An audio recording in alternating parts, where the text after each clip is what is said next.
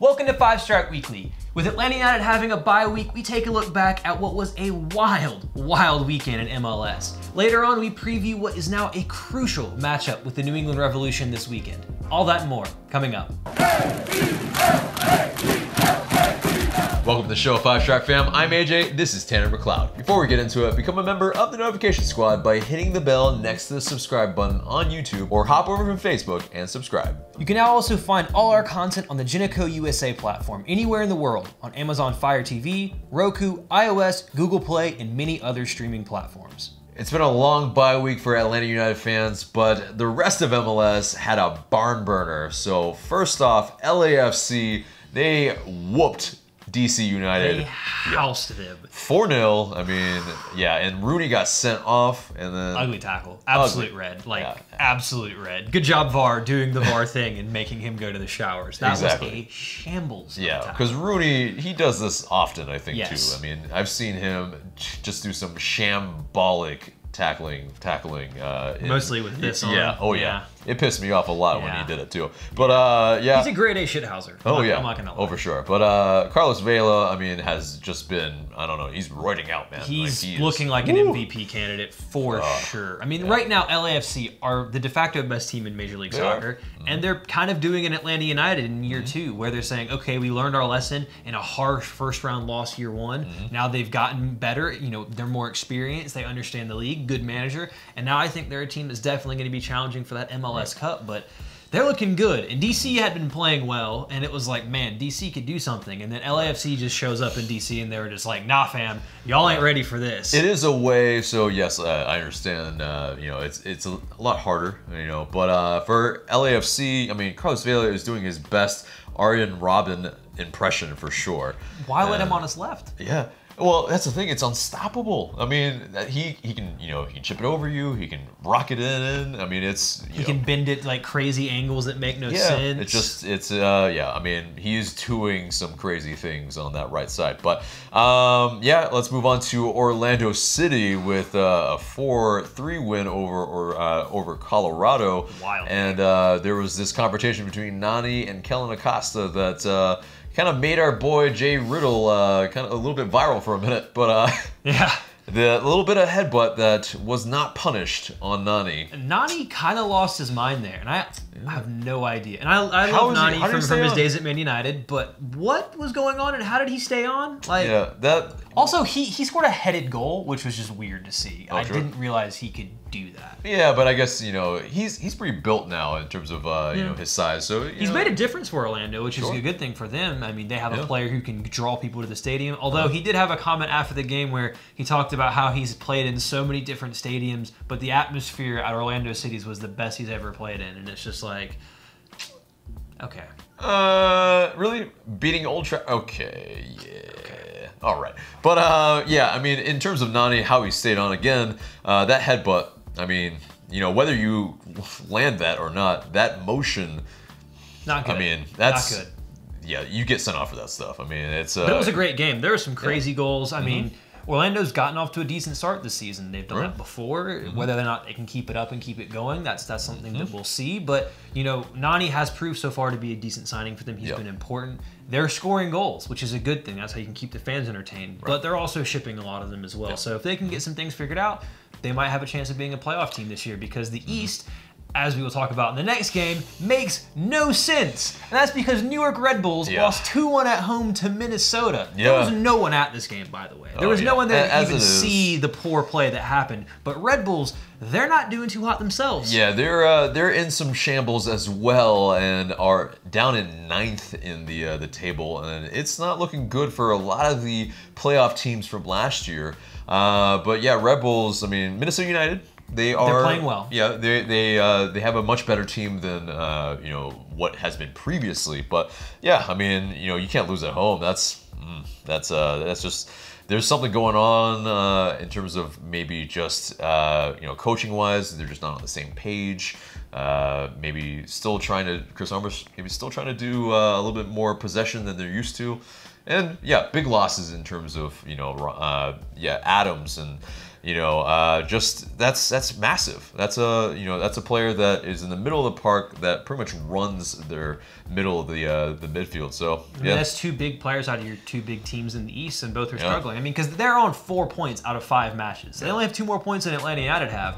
And on the other side, you have Portland Timbers, who lost 3-0 to San Jose. Who arguably are the worst team in the league. Yeah, but at least on paper, maybe, even though Almeida has come in and hopes to bring them into previous glory, but Portland is the worst team in the West, that's for sure, and at least in the table. But yeah, I mean, you have basically the 2 finalists in the MLS Cup were dwelling the bottom. I mean, that's just MLS gonna MLS. Yeah, it's I think it kind of tells you like what's gonna happen in MLS in terms of how the scope of things, like how it can change so quickly over just a 3-month period. And I mean, yeah, I think it's a lack of the rest, lack of the it's a lot of fatigue maybe, and not really being able to have a break and getting refreshed. Squad depth, you don't have big squads, and this is something that, that discussion of the salary cap and how that affects teams, and how you want MLS teams to compete on a continental stage, because you also saw last week Sporting Kansas City getting absolutely thwacked by Monterrey. They lost 5-0, and if you thought Atlanta had performed badly in Monterrey, well, we have some worse watching for you. I mean, Sporting Kansas City were not good at all. They have definitely struggled with it, and they're one of the best teams defensively, especially in the league. And I think it definitely gave you another voice to say, hey, if you want this to be different, if you want your teams to consistently be good, you have to change things. And how the league is set up right now to have parity to a degree, you can have this happen where your best can be poor and the worst can be the best. And I think you're kind of seeing some wackiness right now. Usually the cream does rise to the top, but as long as you have this salary structure in place where everything is restricted and you have your TAMs, GAMs, and DPs and everything, you're going to be competing at a disadvantage against continental sides, but you're also not going to be able to consistently say, we're always going to be good. Even teams like LA Galaxy, who 5 MLS Cups, missed the playoffs with the Zlatan last year. So it can happen in MLS. Although, I mean, it was a different scenario for LA Galaxy, but, still, it's, they have a lack of defense for LA Galaxy as well. And I think for Portland Timbers, a same and similar situation. Yeah, they didn't really get to replenish that depth either. I mean, that lack of off-season also means that you don't have, that transfer window to really do a ton of things, do a ton of scouting, maybe do the things that you regularly need to do. And hopefully MLS gets to maybe fix that, although they are pushing it even further and closer to the beginning of the year. I don't know if that's the right solution here, but I mean, I think it's a thing that in the Premier League, whether it's Man United or Chelsea or Arsenal or Tottenham, well, not Tottenham, they don't sign any players, but they did get a win against Man City today. Thanks, guys. Anyway, it's like you can go out and sign 4 or 5 players if you need them, or if you need depth, you can just go out and sign players. But you can't do that in MLS because, say, there's a really good right back who's out of a job in Europe, or he's maybe older, or he's a younger prospect. We can't just go and sign him because he's an international slot and we can't fill out. Or where if we want to get someone from within MLS, we have to trade them someone else. It's like, well, we're not trying to get rid of a body, and you have TAM, but we can't trade TAM or GAM because we're trying to pay our players. So how do we get a right back? Well, we can't get a decent one because it's not possible. And that's kind of like crazy when you think about it, because if you have an off-season strategy of where can we go and improve, well, we can't afford these because the salary doesn't let us, and it makes you kind of focus on attack, which is why you see so many attacking players that are good in MLS, but not necessarily squad players or solid defenses, because you have to pick where you want to put your money. In MLS, it historically has been where the fullbacks, you really just don't spend a ton of money on them, and yeah, I mean, that's why you see some really OP attacks versus just kind of depleted defense as well. In fullbacks MLS, recently have become a lot more important as a team plays, and especially in a Frank de Boer type system where the whole team needs to function on the ball as a cohesive unit.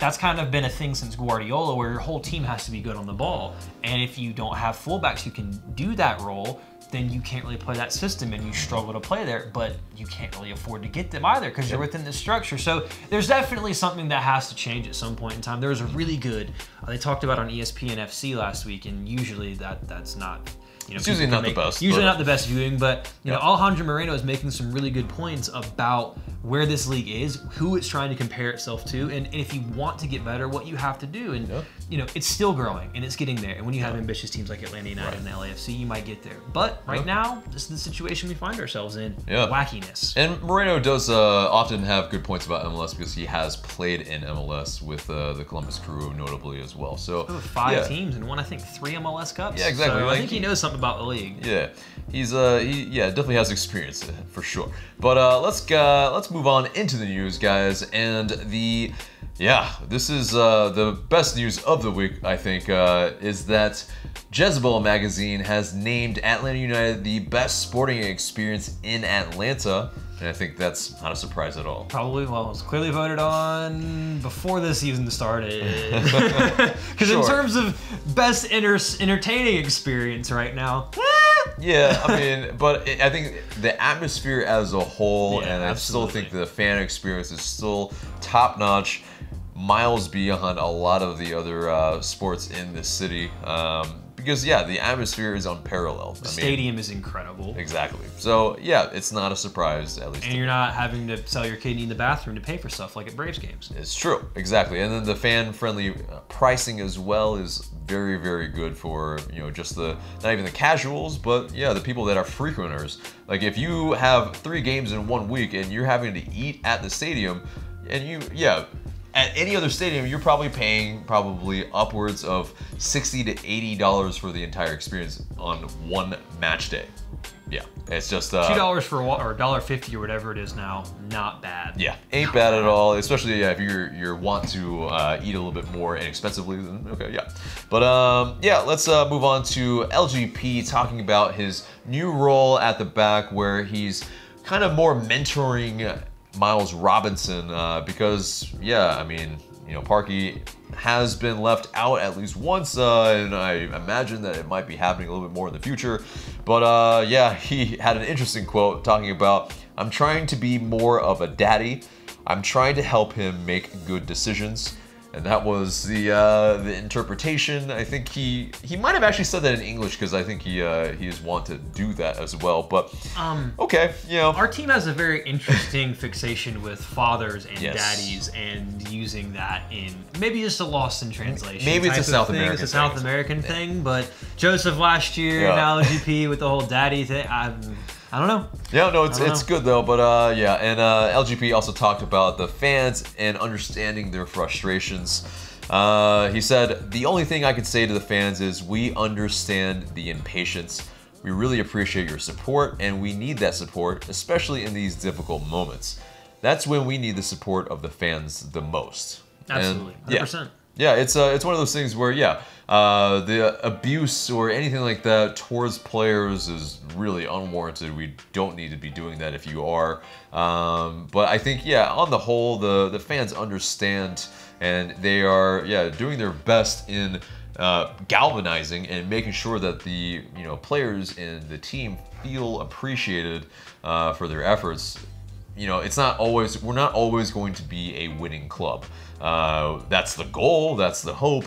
I mean, yes, the form right now is pretty shambolic, but it's, I think in terms of what they're requesting, it's kind of a bare minimum as far as I'm concerned. Like, they should expect that from us, because I think we've proven that we have been that type of fan base, i.e. the New York Red Bulls loss, the inaugural game at Bobby Dodd. Yes, I mean, it was a different type of style, but we showed that, even Yamil Assad coming to the Golden Spike ceremony at the end, he was trepidatious at first, but then he quickly learned that, wow, like, these fans are different. Like, I think we need to continue to do that. Oh yeah, absolutely, 100%. And I think that's something that, like you said, is happening a lot.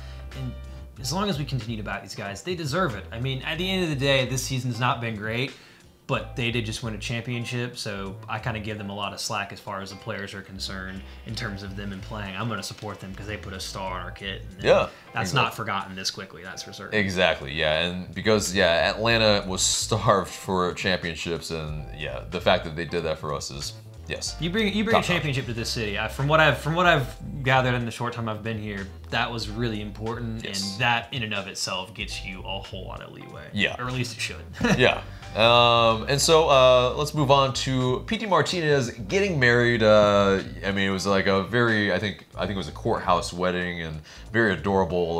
You know, I think their daughter was holding the bouquet. Yeah, I mean, just congrats to Pity Martinez. Yes, I think he was injured, but, you know, I think it was also conveniently that he was able to go at that time and, you know, get something I think that was very important in his personal life done, because this might settle him finally. And I mean, you know, hopefully he gets to bring his family over as well, and, you know, maybe some of that that kind of just what's really been kind of bogging him down kind of is alleviated. It's, to be fair, that's completely understandable as well. You've been playing for so long, and the life of a professional soccer player is not easy, as glamorous as it looks. There's so much time commitment and so much work they have to put in. So much travel. And so much travel, and to be without your family, especially if you have a young daughter and someone, a fiance or whatever, to be away from them for that long when you're settling in a new country and things aren't going great, I can totally understand that. So I'm happy for him.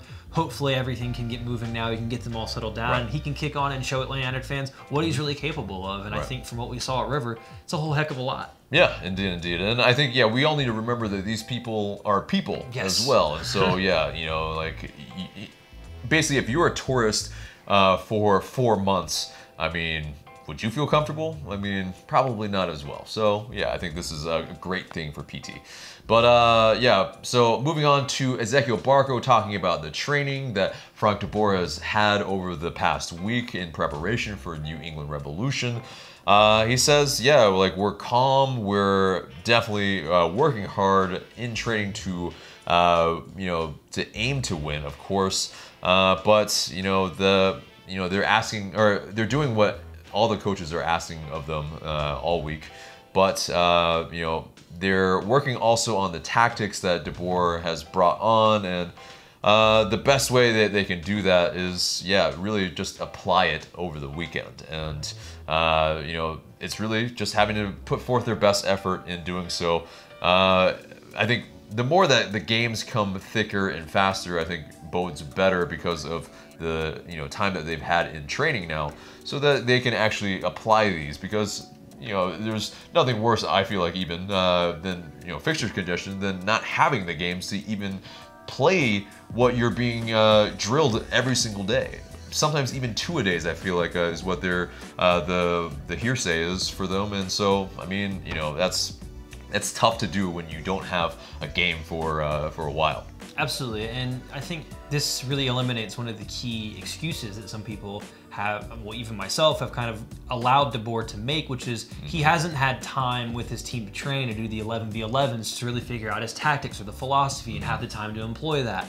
Well, now he's had that time. Yes. He's had 2 weeks. He's had, and to a degree, he's had almost a month, because the team has played 1 match because of the international break before the Columbus game. So whoever was here had that time to train and learn and try to understand some things. So he's had time to prepare. Yeah. And we'll dig into that a lot more in our match preview later. But this is one of those excuses that now I don't think he'll be able to make anymore, because the players are talking about it, they've been training, they've been working at it. Now we have to see if they can go execute it in a game. Right, indeed. And also, Barco spoke about PT and that settling in, and they're really hoping that he can. They're talking to him every single day, and they just really want him to get adapted as fast as possible, and I think we do as well. But hopefully, all the Argentine boys are you know, supporting PT, and you know, I think I saw Franco Escobar and PT go out to I think a coffee bar before PT got married. So at least they're helping him out there. I think very key think very, very key in getting him settled. But let's move on to an article about Darren Eales in Fast Company that was really, really interesting. I think some really great revelations. You should go check out that article when you have the chance. But you found out that, yeah, he loves a fruity cocktail, which is, I mean, that's a surprise. And he's an avid reader. His #1 book was Crime and Punishment. Dostoevsky? Yeah, you know, but okay. yeah. Well, and you do you, Darren. Yeah, and that he often orders out food, and that he's not much of a cooker. That the menu that he usually cooks for his kids usually consists of Eggos and Cheerios. I mean, that's how my meals consist of. Yeah, that's like the life of a college student. I mean, you know, Darren Eales is just so relatable. I mean, that's just it's a beautiful thing. But yeah, let's move on to there's Atlanta United night at Atlanta Braves' SunTrust Park on April 17th. So that's cool. They're honoring our MLS Cup trophy win, and it should be a fun night. It is a Wednesday. Some players out there. Joseph might throw out a pitch. He's done that before. So he has. Him and Ender and Ciarte are pretty good buds with the whole Venezuelan connection and everything. Exactly. So, but yeah, it should be a fun time. I don't know if we'll be able to get out of that. I think it'd be a whole lot of fun. But for everyone that does go, absolutely put that stuff on social media. I want to see how many people are repping the Five Stripes out at SunTrust Park. Possibly, maybe outnumbering the Braves fans. Yeah, possibly, and especially on a Wednesday, and maybe even you know, chanting really, really loudly, even louder than you know, maybe the tomahawk chop. But yeah, I never did the tomahawk chop. That's on principle. I'm not a Braves fan. Okay, can't do it. Yeah, that's fair. That's fair for you. But transfer rumor. Wait, yes, transfer rumor. Transfer rumor. First one of the season would it count? Yeah, within the season for sure. Yep. So Jake Hasty of Motherwell FC has been linked. That's of the Scottish Premiership.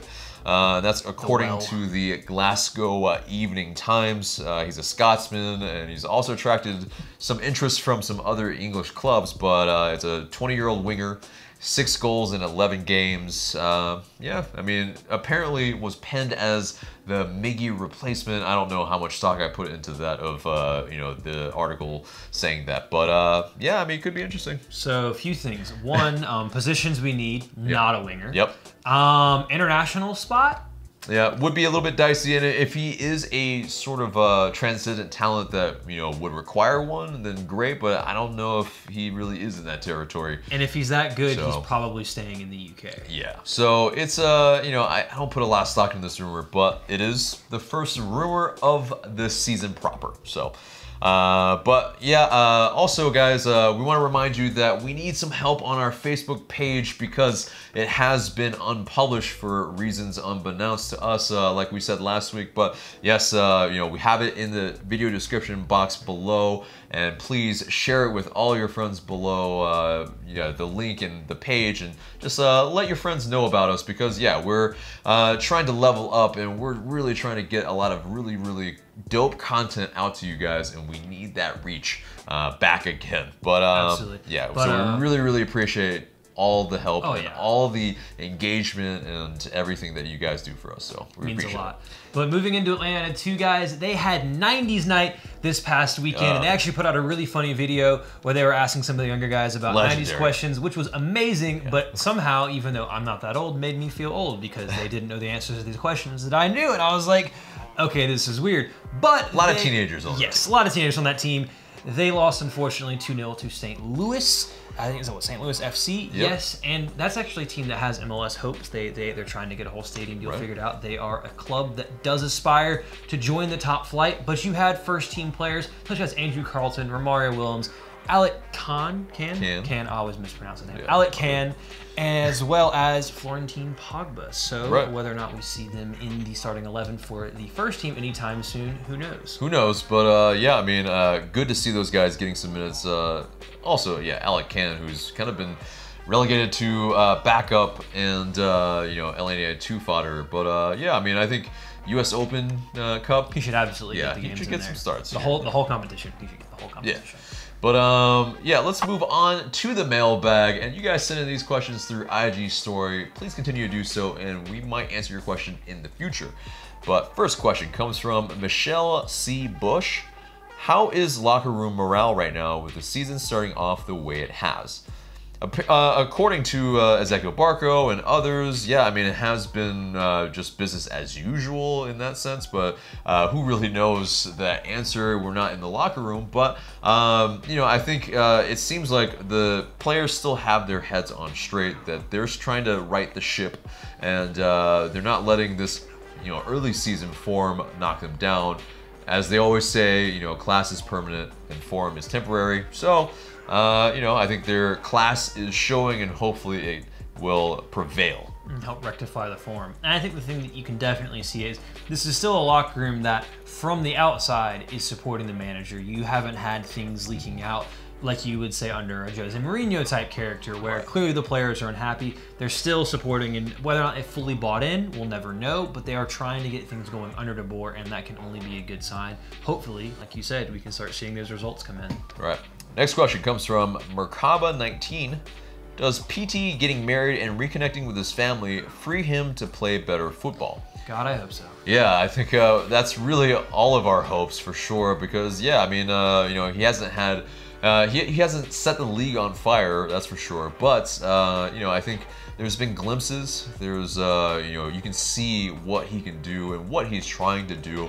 It's just about connecting with his teammates and really getting to that point where, yeah, I mean, he really can pop off and show just, you know, everything that he's got in the locker. The stuff that Vela does, he can do all of that. I agree. I agree. He can definitely do all of that. Yeah, I think if you let him cut in from the right side a little bit more, maybe, and, you know, I think it's that PT and Barco they both like to operate in the middle a lot. If you look at their heat maps, it's nearly in the same spot. Yeah, I think it's just maybe, you know, kind of that positional discipline, maybe even to, you know, that's where De Boer maybe does need to tell them, like, hey, you know, like, you maybe need to at least stay on, you know, the left side or the right side, at least in the build-up, and then in the, you know, final third, you can do whatever you want. Yeah. Maybe some of that. That also comes at time, though, because a lot of the really good teams have a fluid front three, or, you know, you see that with a Liverpool, or a Man United under Sir Alex with Ronaldo and Tevez and Rooney, or with Madrid with, you know, Benzema and Bale and Ronaldo, and you know, it goes on and on where you have these fluid front threes, but you can only get there after playing together. So you know when you're going to interchange positions, and you know when Parker will pop up on the right and PD will go to the middle, or vice versa, and they move around. But that comes at time. I think that's a scenario where if they can get it figured out, both of them are so good technically and on the ball, they can really start pulling teams apart in terms of their movement and their position. But that's something that takes time and learning everyone else's games before you get there. So hopefully that's something they've been able to work on as well. Right, because the tendencies and idiosyncrasies of each player, that's where you learn that through the experience of playing with them. But next question comes from Terminus United 83. Should Joseph and Williams both get to start? We haven't really played too many two-striker systems. It's not something that happens a lot anymore, because you have to lose a player somewhere else on the field, whether that be in midfield or in defense. Usually midfield. Usually midfield. It's an interesting idea. I could see how it could work with the whole front two and a back three, but I don't know if Romario is the player that I'd pick to put up there in that system yet. It may be something that we try at some point in time if you can't figure something out. But Romario's been playing well at Atlanta United too, so I think he should get a decent chance at some point in time, and he definitely is a capable replacement at times for Joseph, not long term, but I think he's someone that can give you some minutes if you need to. Yeah, I mean, he showed good industry against Columbus Crew, but it was a different scenario for him. It was probably a little bit more suited for his type of game. And yeah, because he was able to pop up the ball a little bit, he was able to run a little bit more direct with the ball, which he's you know, capable of doing as well. And yeah, I mean, he's kind of at least bigger than Jose Martinez, more physical type of guy in terms of that, but so he can hold it up maybe a little bit more. But I think in the grand scheme of things, yeah, I don't know if he starts over Tito or PT in terms of this setup. But it could be an idea. Yeah. Could be an idea. It's definitely not the craziest thing I've heard. Right. Last question comes from Austin Langston 2007. How are you so good? Well, we appreciate that very kindly, Austin. And yeah, I mean, I don't know. It's we're just a humble little channel that are just trying to make some waves, you know, in the content making space. So we appreciate the very kind words. Thank you. But guys, let's move on to the match preview. And it is this Saturday, April 13th, 7:30 p.m. at Gillette Stadium, or Foxborough as it's commonly known as well. Yeah, I mean, New England, you know, we've generally played them all right. We played them very well at home, but away, it's been, yeah, some draws that have been very, very annoying. Last year's was really contentious. Oh, yeah. We should have scored about 5. Yeah, and we didn't put the chances away. Let them back and that penalty at the very end of the game was frustrating. Yeah, indeed. But yeah, so it's been, you know, a 2 wins at home and 2 draws away. So I mean, in terms of that, it's you know, is it going to be that type of game away again? I mean, I've argued that, you know, we've been, okay, so we've been a worse team this year than the past 2 years, that's for sure. And so it will be even harder to maybe even get a draw on the road at a stadium that we haven't even been able to, you know, get a win at when we were even playing really, really well. So, this is something that you and I have been debating quite a bit, actually. Yeah. I'm from the perspective of, I don't think New England are necessarily too much to shout about. They've played a couple more games than Atlanta United have. They're not very good going forward. They're okay at the back, but they foul a lot. And Atlanta United have players who can be decent from set pieces if you can get them in dangerous areas. So I think that's something that United could exploit. But in terms of the history there, I think this team, Atlanta United, even though they're not playing well, is a better team. And a sample size of 2 isn't enough for me to worry about them being able to get a result there. This team is good enough in terms of the talent it has, and should be good enough to go and beat a team that's not as good as them, even if it's away from home, even though they have not gotten a win there before. Right. I mean, of course, on paper, we should be a better team than New England, but and with 2 weeks to prepare. Yeah, with 2 weeks to prepare, but games are not won on paper. So that's where it really comes down to, yeah, we need to get our tactics right and also come out with energy, with industry, with the want and will to score and get 3 points in this game. But how are we going to do that? We have to exploit New England's style of play. I mean, on top of that, Brad Friedel kind of has this team in a mess right now. He's not very good at the whole managing thing. Yeah, the managing, man management part is very questionable right now. And then, yeah, I think it was, they had a players only meeting, I think, and then that's good. Yeah, and then that Brad Friedel also, you know, he was just kind of outing some of their players too after that. To bring up his name again for the 3rd time, I won't do it because he might appear in front of me and terrify me, but definitely the Jose Mourinho school of man management, where throw your players under the bus. It always works out well. Yeah. Okay, it doesn't. But it doesn't work out well at all. Yeah, but yeah. So you know, New England, they are definitely a team that plays the long ball. It's they play a lot of crosses. They're talented aerially, which is an issue for Atlanta United, because if we do give up any set pieces in dangerous areas, which has proven an issue in the past, they are good in the air, and Atlanta United aren't historically the greatest team at defending, you know, set pieces or aerial walls. Right. Although we have been a little bit better this year, and maybe that's with the likes of having, Miles Robinson and LGP in the squad, and hopefully Franco Escobar. That will definitely be a lot more, you know, height and aerial ability inside the box, or, you know, just in the middle of the park too. But yeah, they're very aggressive and they like to play with that width. So they have a little bit of a setup that could annoy us in this match. But it could also be exploitable, because New England have also conceded the 2nd most goals in the league in open play, with 7 through 6 games. So they're conceding a goal a game through open play. And for Atlanta United, who has struggled to score from open play, that's a good thing. That's a good thing. I think, for me, it's one of those things where my philosophy just kind of for how the game should be played differs from Frank de Boer, but this just seems like a team where if we can come out and press them and frustrate them and get a goal early on to really frustrate them, then they might just start kicking us. They've had a lot of bookings so far. They've had 13 yellows and a red card, I believe, for this season. That's a lot of bookings in only 6 games. If you can get a man sent off, which in the past has been a recurring theme with New England and Atlanta United, you can get at this team. And I think that that's something that's important, because in terms of shots on goal a game, which are really the shots that matter, the ones that are on frame,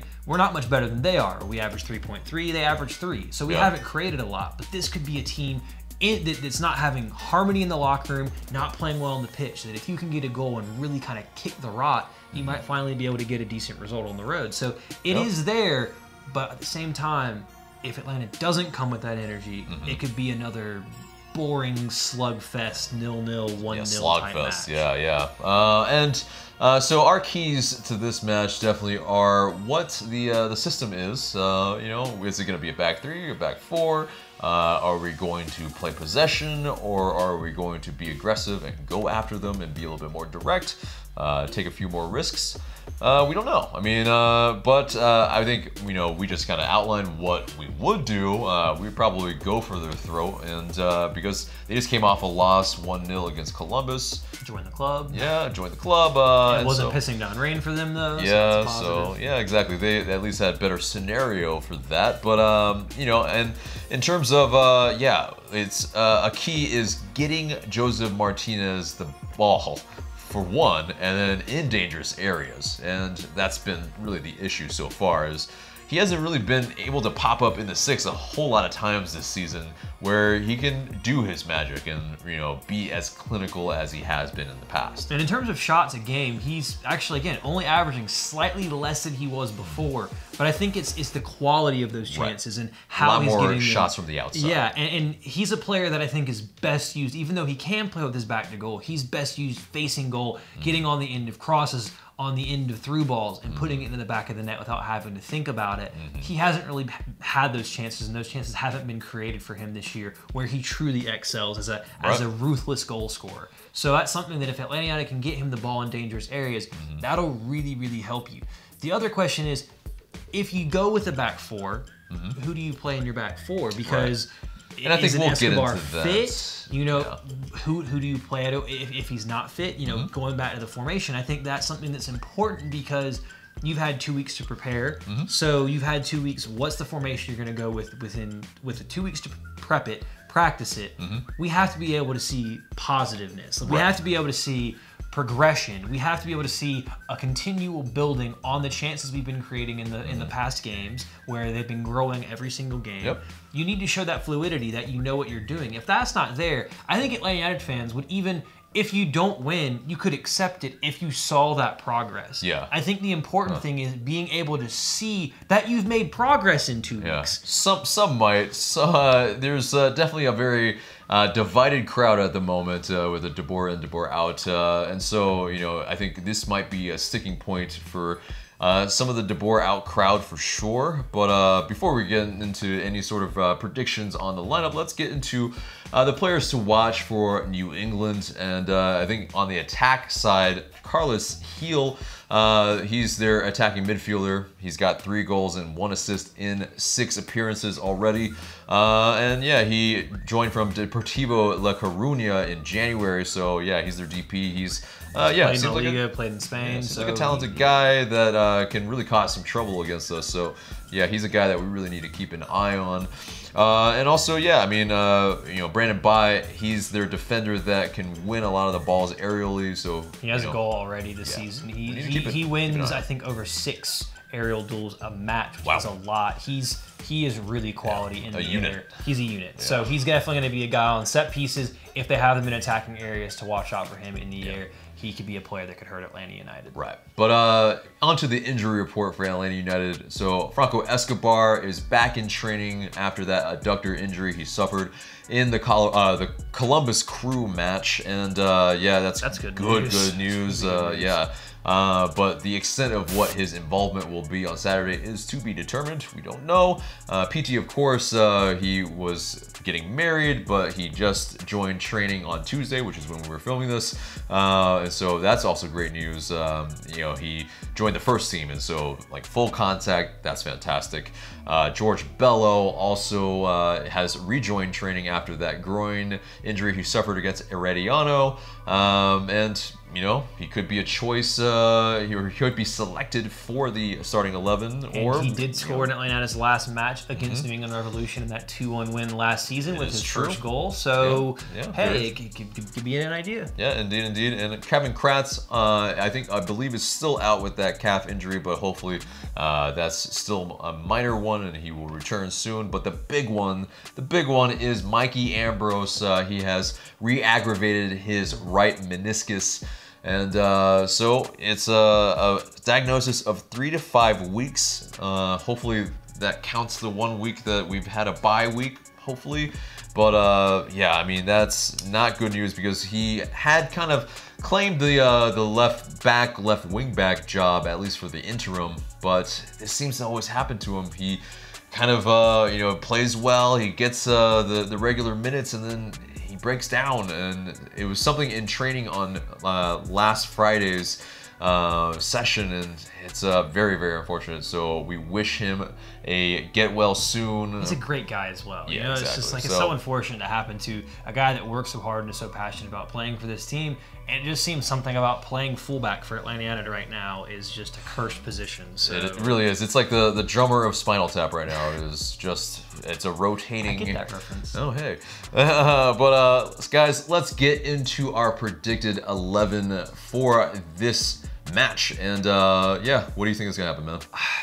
I don't think Escobar's ready to fully play, and because of that, even though I think he could try to play him there, and with a team that's going to be defensive even at home, I'd love to see Gressel tested as a right back in a back four. But my gut feeling is he goes to the back three. I think he's gonna go with the back three of Robinson in the middle, LGP on the left, and Michael Parkhurst on the right with his wing backs as Breck Shea and Julian Gressel. Midfield two of Darlington Nagby and Eric Hermeti, and a front three of Pity, Joseph, and Barco if Pity is fit. If he's not fit, I think Tito will slide in there again and play as well. It's the 3-4-3 again. I hate it, but I just don't think he trusts Julian Gressel fully enough to play as an out-and-out right back.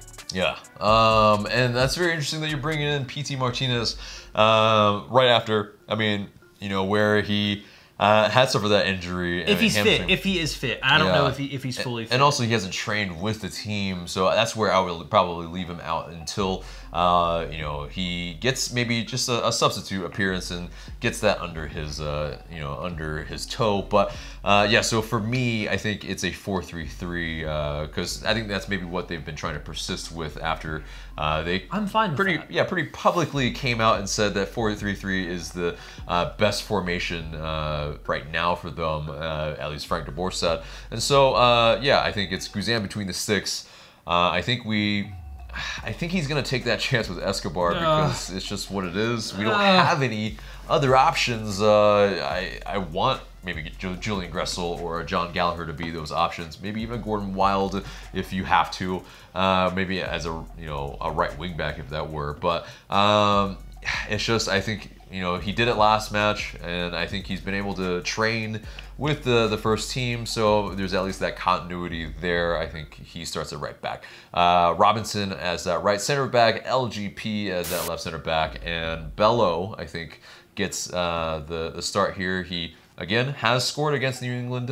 Yes, it was at home, but it's still, you know, it's a confidence booster. Exactly. You know you've played well against them before, and if it's a team that might not test you as much defensively, might be good to go ahead and try to get him back out there to get some confidence. Because if George Bello can play and if George Bello can develop, he's your left back. Yeah. But last time we saw him was not a good night for him. Yeah. And it's been a while, and he's had some injury issues. Yeah. So it's a small sample size, but he needs to get out there and get those minutes. So if this is the case, I'd be all for that. That'd be a great sight. Yeah. I mean, it's an important match that, you know, Frank de Boer probably needs to you know, aim to get all 3 points, of course, and having a guy who's a little bit more inexperienced probably is not maybe the wisest, but, you know, I think right now, you have to try to get a result. And if you feel that he can help you best get a result, then you have to trust him. Right, indeed. And Julian Gressel, I think, is part of that three-man midfield, but Julian Gressel, for me, was at fault for both of the goals, not directly and only at fault for you know, the goals against Columbus Crew, but yeah, I mean, he definitely had some unfamiliarity with playing that position again because, yeah, I mean, it was the first time that they had really started off the match, you know, in a 4-3-3. So, I mean, Julian Gressel in that three-man midfield isn't, you know, it's not the most reassuring right now, but I think it's hard still from the attack sense to take him out of the lineup. And I think Remedi sits at that base, and Nagbe is the other midfielder. So yeah, you get a couple of guys who are the central midfielders that can go up and down and really create something for you, connect that defense and attack, and hopefully it does bode well for the guys that are in the attack with a Tito and Barco and Joseph up top, and hopefully, you know, we are more direct with a Tito in tow, really going after their back line. If they do sit, okay, you know, that's okay. We have, you know, a Barco to hopefully break them down, although, yes, I know, he hasn't necessarily been able to do that in the past, but I think when you have at least, you know, Barco and Nagbe and Gressel all be able to maybe provide some service, and Tito as well to Jose Martinez, I think you know, that still bodes a lot better than maybe the alternative. Oh, I mean, don't get me wrong. I would absolutely love to see a 4-3-3. I mean, personally, if he plays a 4-3-3 and Escobar is not fit, I think in this game with a team that isn't going to offer as much going forward, I think you can afford to play Gressel as a right back, almost because he can push down, he can give you that overlap, and then maybe you bring in a Jeff Larinowitz to put in the midfield three with Remedi and Nagbe, because you know he's going to be able to sit, drop deep, kind of make that back three, which retains some from what, you know, Tata Martino did, so it's familiar with his role to kind of help you establish that. And then you have the athleticism of Robinson and LGP to kind of, if anyone does get in that space, or a Remedi who also works really hard, you might be able to get that balance as well and be even more aggressive with Gressel playing a right back. But yeah, you know, like we've touched on, I don't think that's something that he's comfortable with doing. And if Escobar is fit to play and you can get him through it, then do it. But you really can't risk him getting injured, because if he goes down long term, that's a big risk. It is. It really is. So, you know, it really could even be where it, you know, because this 4-3-3 can meld into a 3-5-2 very, very easily, with Escobar sliding into the right center back role, Gressel as the right wing back, Bello as the left wing back, and Tito and Joseph up top. Yeah, it still allows for that flexibility if there is some sort of disconnect, and if they're exploiting a side or whatnot, we can become a little bit more defensive. But I think Jeff Larinowitz and Remedi, this is maybe too defensive in a match that they probably won't have that much influence, because their attack is probably going to be a lot more counters and set pieces. So I don't really see Larinowitz maybe playing a part. The one thing that Larry is good at, though, is he is really good at recycling possession for you. So if you are for a team like De Boer, who does enjoy holding possession in the opponent's third, being able to move it from side to side quickly is good. And if he's able to step up a little bit farther into the team's opposite half, then you have an outlet to be able to drop the ball back without having to go back to your center backs or all the way to your goalkeeper to then recycle it to the other side and move it from side to side. And that's something he is good at, and it kind of gives you that balance of that defensive hard work if they do get the ball, but also someone who is experienced enough to know how to set a tempo and control a game passing wise, whilst maintaining their positional discipline. So I still think he has a role to play. I think the thing is, I don't know if he starts for me, but yeah, I think later on, if we're, you know, trying to see out the game, absolutely. So he's a player that I still think has use to this team, but I agree with you. I think they need to be aggressive both in their tactics and in their team selection, because you can really put down a marker. If you can go out and get a win in this match, you can then have two matches at home against teams that Dallas is good, but at home you should expect to beat any opponent that comes into that building. If you can beat Dallas, then you have a Colorado side come into town, and you have the opportunity to take, you know, 9 points from 3 matches, and that gets you right back into the season. It can really kickstart you and get you going and get everything flipped around in terms of the mood, how the fans feel, how the locker room feels. So this is a really key game, and I think that the team's important. So getting into predictions. How are you feeling? Yeah, I mean, I think with all that being said, and especially my bit at the earlier part of the match preview, I mean, with our form and us not being able to win at Gillette Stadium, I still think it's a 1-1 draw. Yeah, I mean, we're still a little bit error prone, a little bit on, you know, just a mistake here and there, and, you know, it undoes us a little bit. So I think, unfortunately, it's a scenario where New England do score first. We are able to, you know, get that that goal back, and unfortunately, it sees out as a 1-1 draw. What about you? Well, it's not good reading when you look at the form table for Atlanta United on the road in Major League Soccer.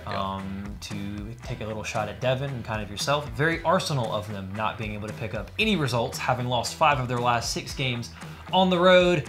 But I'm feeling a little bit better. I'm feeling a little bit positive. They've had 2 weeks. Most of the team is there, is training, or is at least some form of fit. I have to believe that with 2 weeks of preparation, this team is good enough to go to pretty much anywhere in MLS and put in a decent shift. So I'm going to go for a 2-1 Atlanta United win. I think we will give up a goal, but I think we're good enough with our players going forward that with 2 weeks to really focus on this philosophy, whatever you want to call it, they should be able to deliver something. And I expect them to be able to go back and get 3 points and to help us get a win on the board and really get things going to hopefully kickstart the Frank de Boer era. Okay, but so that does it for the match preview. That gets us to our question of the day. What do we got? So for the people who are very much anti-Frank de Boer, and we hear you, there's a lot of them, and many people, you have valid reasons. I totally understand your frustrations. But does a win on Saturday alleviate some of the stress and some of the angst you have towards Frank de Boer, or is it too little too late already? Get down in the comments below and let us know what you guys have to think. Right, but yeah, but that's it for us today. Remember to subscribe if you haven't already, smash that like button, and share this video because it really does help us a lot. And for Tanner McLeod, I'm AJ. Thank you guys so much for watching.